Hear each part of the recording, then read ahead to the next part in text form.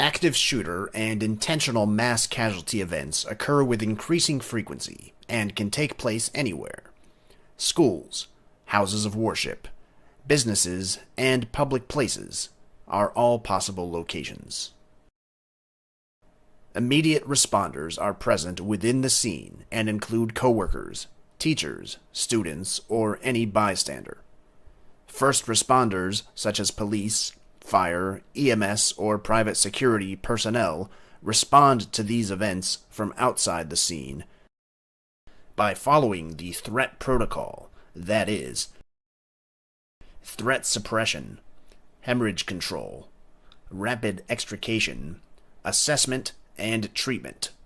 Both immediate and first responders have the potential to save lives. This scenario begins with an explosion and a shooting in a school. The assailant uses an improvised explosive device as both a distraction and to inflict more casualties. A semi-automatic handgun at close range causes additional penetrating injuries. The event is immediately recognized and called in to the 911 communications center. The first response is by local police. Officers rapidly enter the building and move into the unsafe hot zone. They look for and identify hazards. In this event, two separate hazards are identified: an undetonated explosive device and an active shooter. The police officers enter the hot or danger zone and suppress the shooter. This is the T in threat suppression. The police officer or first responder identifies 3 victims and the injured active shooter. All have active bleeding. Controlling bleeding, or hemorrhage, represents the H in threat, hemorrhage control. Immediate responders, such as uninjured bystanders, can help control bleeding in the injured using their hands. The officer enlists the injured girl to use her own hands to stop bleeding on her leg.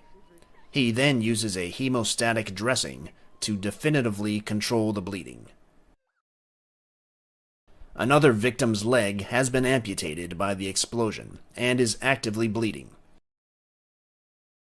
Another officer or first responder uses a tourniquet to control this bleeding.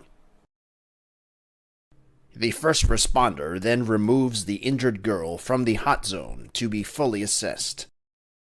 This is rapid extrication, the RE in threat. Once removed from the hot zone, the victims are assessed by emergency medical personnel and taken by ambulance to the hospital, where a team of trauma professionals continues their care. This is the AT in threat, assessment and treatment. These actions by immediate and first responders will increase survival from active shooter and intentional mass casualty events.